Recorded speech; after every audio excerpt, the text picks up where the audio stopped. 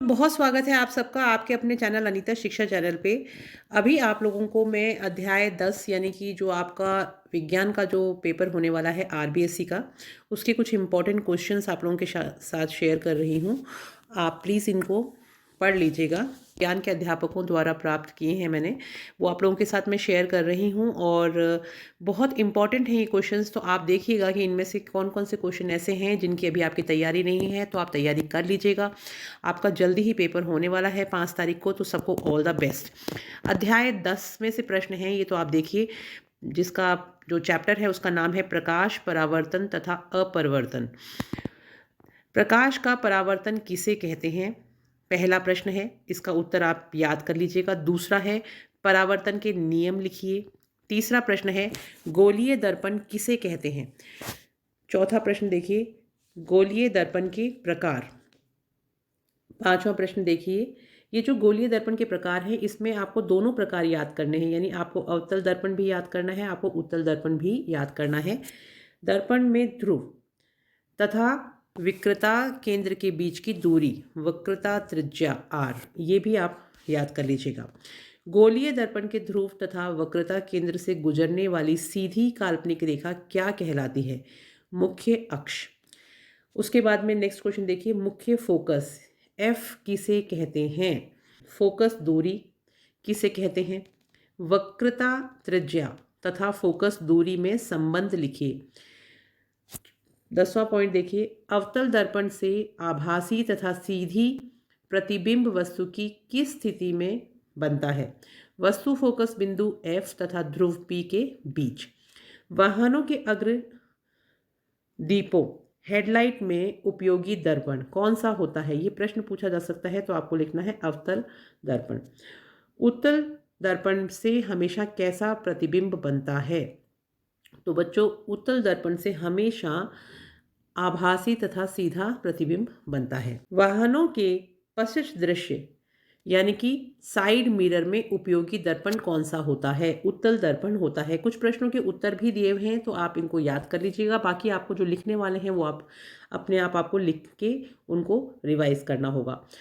14 point देखिए, focus दूरी के लिए चिन्ह परिपाटी, अवतल दर्पण ऋणात्मक और उत्तल दर्पण धनात्मक।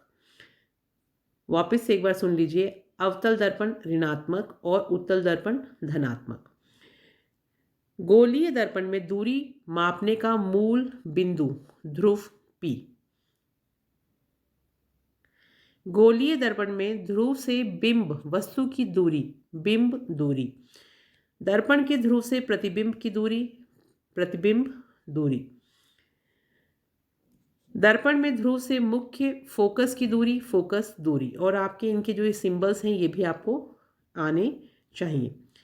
दर्पण का सूत्र ये बहुत बार एग्जाम में पूछा जाता है, तो आपको स्क्रीन पे दर्पण का सूत्र दिखाई दे रहा है, इसको आप याद कर लीजिएगा, प्रैक्टिस कर लीजिएगा इसकी। नेक्स्ट देखिए, गोलीय दर्पण के लिए आवर्धन का सूत्र लिखिए। तो यहाँ पर ये सूत्र लिखा हुआ है, इसको आप देख लीजिएगा। प्रकाश का अपवर्तन किसे कहते हैं, अपवर्तन के नियम लिखिए। स्नेल का अपवर्तन का नियम लिखिए। निरपेक्ष अपवर्तनांक किसे कहते हैं, माध्यम का अपवर्तनांक किसे कहते हैं, लेंस किसे कहते हैं, लेंस का केंद्रीय बिंदु कहलाता है, क्या कहलाता है बच्चों, इसका उत्तर आप देख सकते हैं, प्रकाशिक केंद्र कहलाता है। लेंस के वक्रता केंद्र से गुजरने वाली काल्पनिक रेखा लेंस का मुख्य अक्ष। उत्तल लेंस यानी अभिसारी लेंस तथा अवतल लेंस यानी अपसारी लेंस में अंतर लिखिए। ये बहुत बार क्वेश्चन पूछा जाता है, इसको आप ध्यान से करिएगा। उत्तल लेंस में वस्तु की किस स्थिति के लिए आभासी तथा सीधा प्रतिबिंब बनता है, ये प्रश्न भी इंपॉर्टेंट है, F1 तथा बीच। नेक्स्ट देखिए, सदैव आभासी तथा सीधा प्रतिबिंब बनाने वाला लेंस, तो कौन सा है सीधा प्रतिबिंब बनाने वाला लेंस बच्चों, वो है अवतल लेंस। लेंस का सूत्र, ये वापस क्वेश्चन रिपीट हुआ है यहाँ पे। लेंस का सूत्र जो है I/F = 1/V - 1/U, तो इसको आप याद कर लीजिएगा। और आगे चलते हैं, लेंस आवर्धन सूत्र M = H1/H, M = V/U। उत्तल लेंस की फोकस दूरी धनात्मक होती है, ये भी हमने ऊपर भी देखा था। और अवतल लेंस की फोकस दूरी जो है बच्चों वो ऋणात्मक होती है, ये सेम प्रश्न भी ऊपर भी आया था। लेंस की क्षमता किसे कहते हैं? लेंस की क्षमता का सूत्र लिखिए। तो लेंस की क्षमता का जो सूत्र है वो यहाँ पे लिखा हुआ है, आप यहाँ से देख सकते हैं। लेंस की क्षमता का S1 मात्रक डायोप्टर, डी और डायोप्टर। संयुक्त लेंस की क्षमता P equals to P1 plus P2 plus P3 plus dash dash dash. तो बच्चों ये विज्ञान के कुछ क्वेश्चंस हैं जो मुझे मिले थे, जो मैं आप लोगों के साथ शेयर कर रही हूँ। आई होप ये आप लोगों को हेल्पफुल लगेंगे, आप इनको याद भी कर लीजिएगा और जिन प्रश्नों को अभी तक आपने पढ़ा नहीं है उनको आप पढ़ लीजिएगा।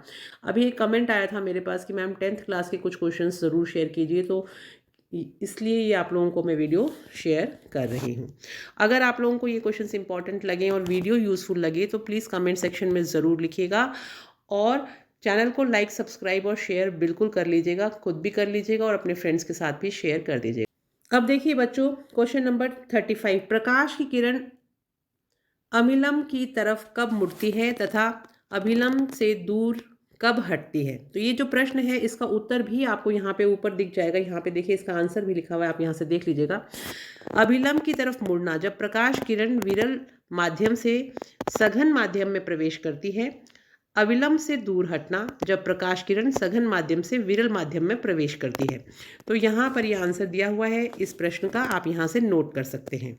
देखिए, प्रकाश किरण विरल माध्यम से सघन माध्यम में प्रवेश करने पर प्रकाश की गति पर क्या प्रभाव होगा?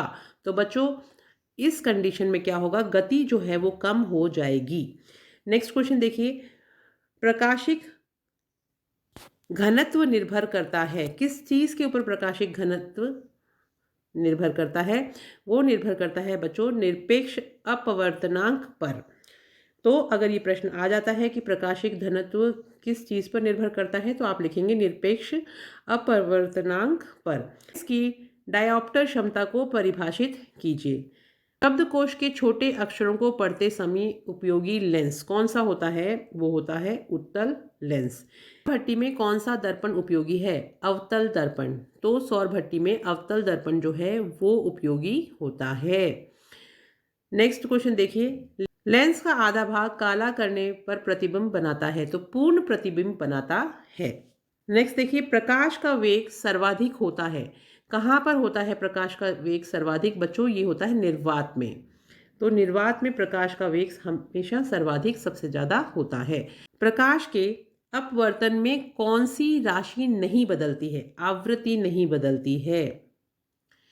तारे टिमटिमाते हुए दिखाई देने का कारण, आपने देखा होगा आसमान में तारों को टिमटिमाते हुए, उसका क्या रीजन है? उसका रीजन है अपवर्तन।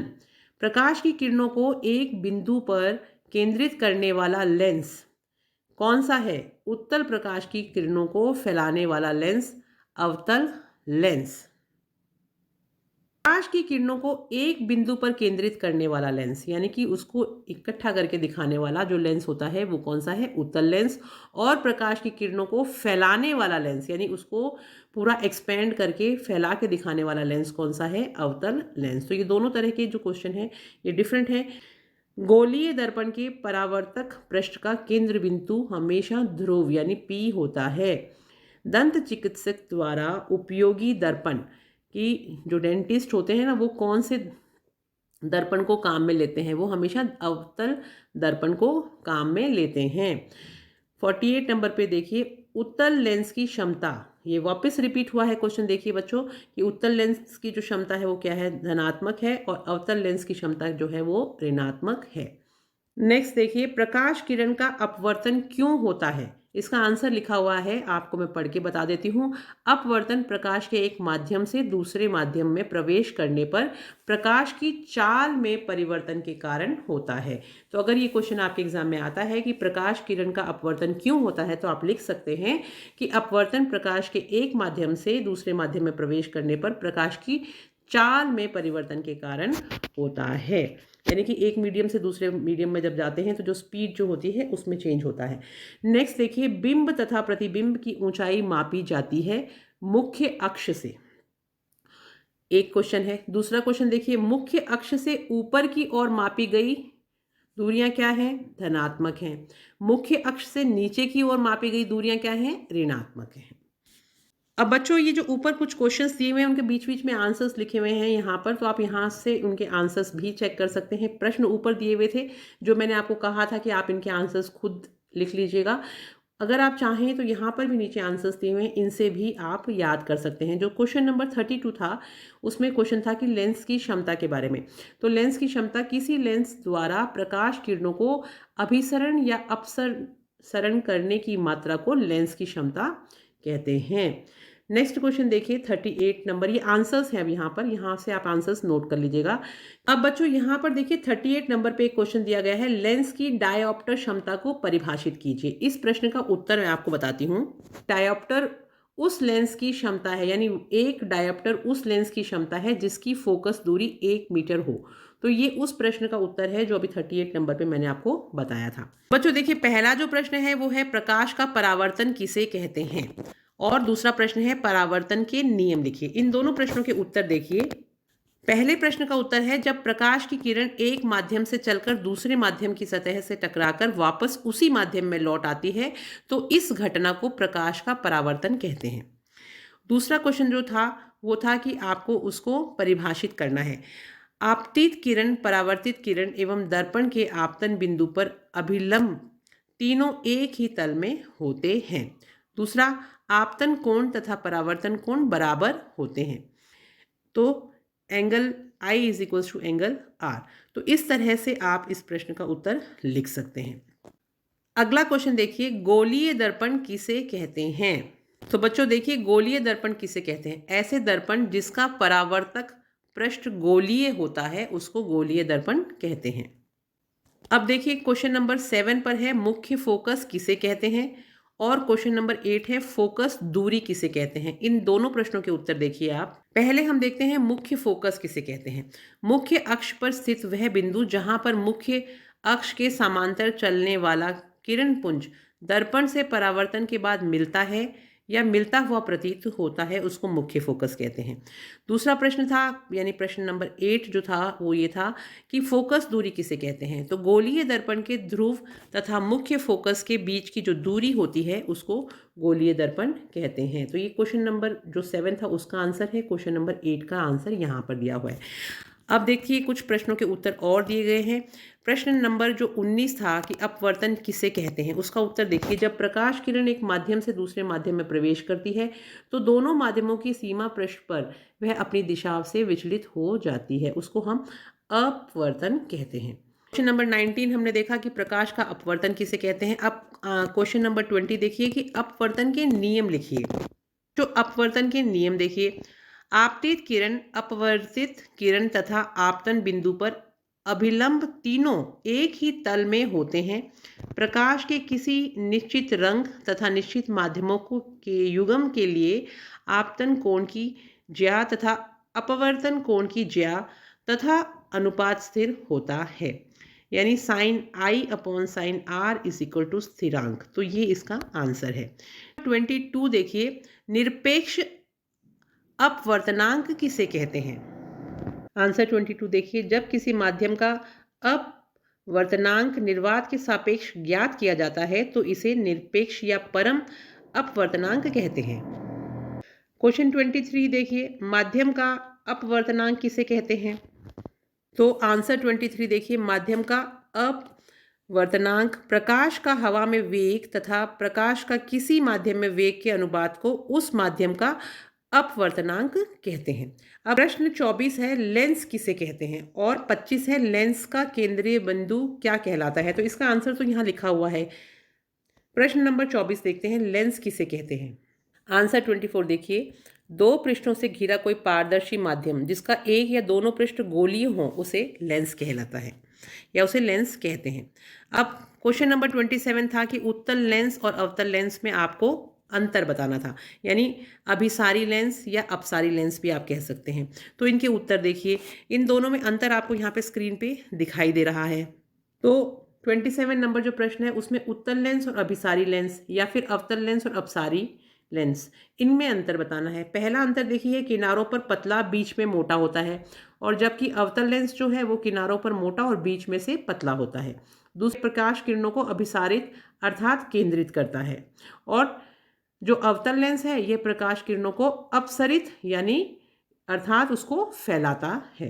तो ये दोनों आप इसके जो डिफरेंस करने के लिए जो दोनों पॉइंट्स हैं इनको याद कर लीजिएगा। उम्मीद है कि ये प्रश्न आपको इम्पोर्टेंट लगे होंगे। अब अध्याय 10 के बाद में हम अगले अध्याय यानी विद्युत के क्वेश्चन आंसर्स भी मैं आपको तुरंत ही नेक्स्ट वीडियो के माध्यम से भेज रही हूँ, आप उनको भी पढ़ लीजिएगा। और अगर वीडियो इम्पोर्टेंट और यूज़फुल लगा हो तो प्लीज़ लाइक, कमेंट और शेयर करना बिल्कुल मत भूलिएगा। Thank you, have a nice day.